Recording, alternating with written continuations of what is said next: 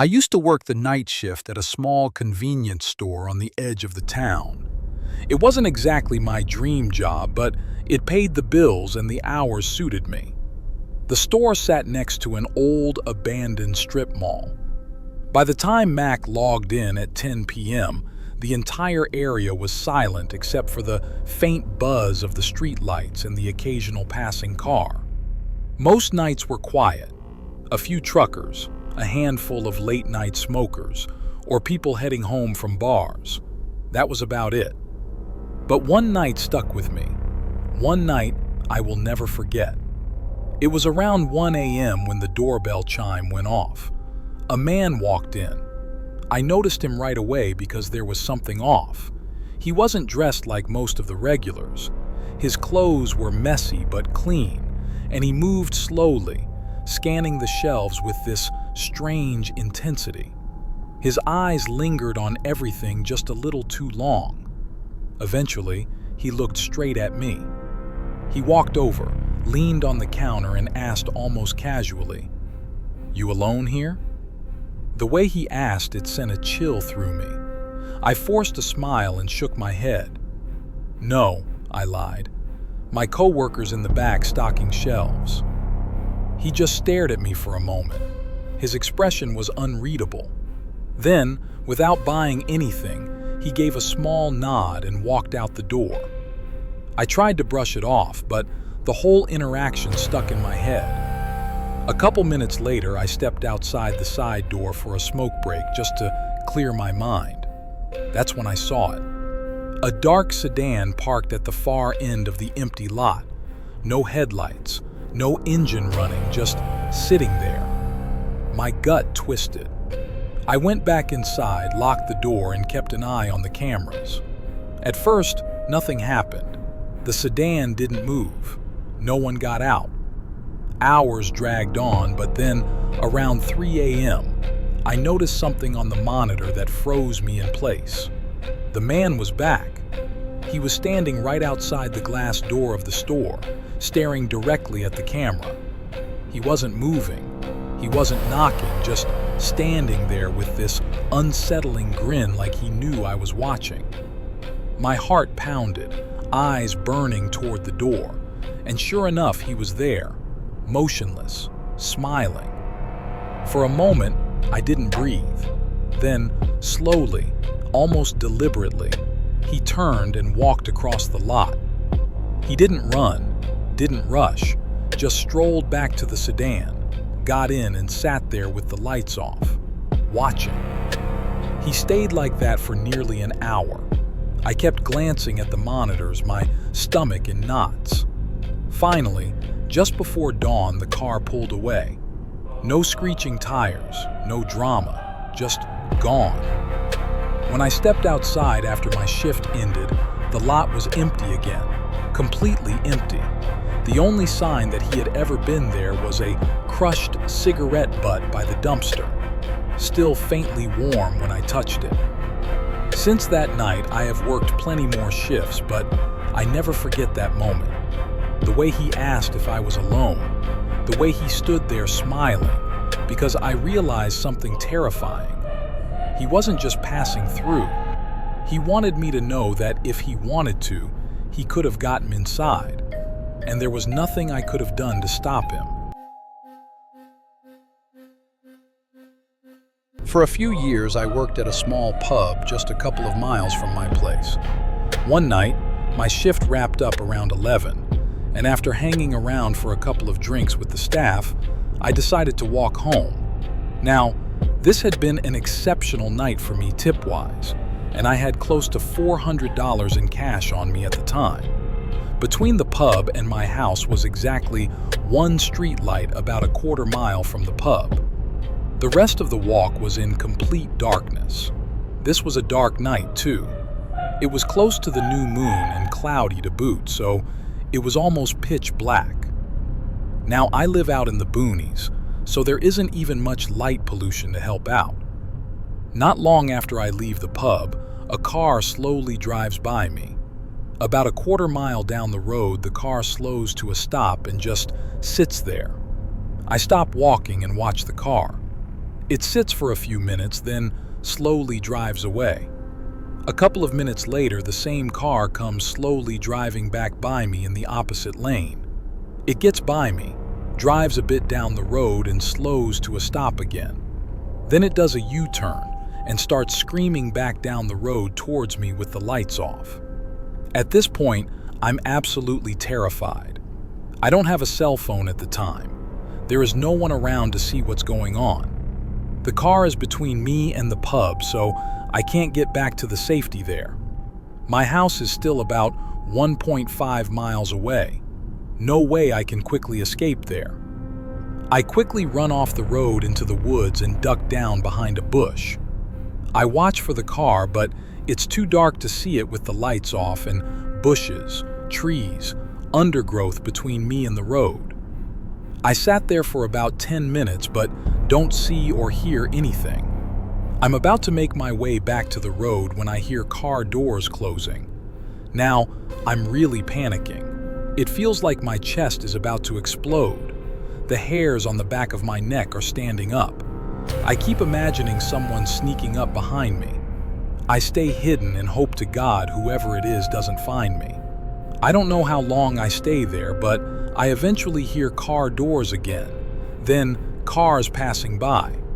I give it a couple of minutes, then ease back to the road. When I see it's clear, I haul ass back to the pub and let my boss know what happened. He said then and there that I'm never to walk home at night again. Either him, his brother, or his mom will give me a lift home. When the other servers and the kitchen staff heard what happened, they all said the same thing. Working the night shift as a bus driver had always been my preference. Fewer people, quieter roads, and the comfort of routine. Most nights end uneventfully, almost dull. But there is one night I will never forget. It's etched in my mind for all the wrong reasons. It was a little after midnight and I was on the tail end of my shift running the number 23 route toward the depot. The city was quiet in that uneasy way it gets after the bars close, but before the morning crowd stirs. Street lights cast long yellow beams across empty sidewalks, and the only sounds inside the bus were the low hum of the engine and the faint buzz of the fluorescent lights above. At the next stop, under a dim, flickering lamp, my eyes spotted a lone figure.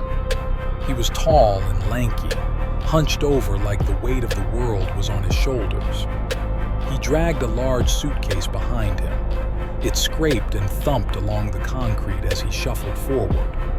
I eased the bus to a stop, opened the doors with that familiar hiss, and gave him my usual nod. "Evening," I said, my voice rough from hours of talking to almost no one. He didn't look at me, just shoved a crumpled bill into the fare box and mumbled something I couldn't understand. Garbled, low, almost like he was talking through water. He wore a ragged surgical mask that covered half his face. It looked old, discolored, like something from the early COVID days that had never been replaced. Only his eyes were visible, darting restless, never meeting mine. He staggered toward the back, dragging that suitcase down the aisle.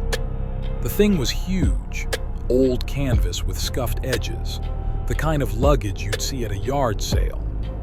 He dropped into a seat himself and rested a hand on it almost protectively. Something about the way he held it made me uneasy, like it was more than just baggage. Still, I told myself, you have seen worse. Drunks, dealers, even a guy with a live chicken once. This is just another passenger. A few stops later, without warning, the man stood up. He shuffled toward the back door. He didn't press the stop request button, didn't make eye contact, didn't say a word.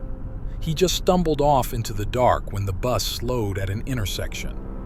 The doors hissed shut behind him and I let out a breath I didn't realize I was holding. The rest of the way was uneventful.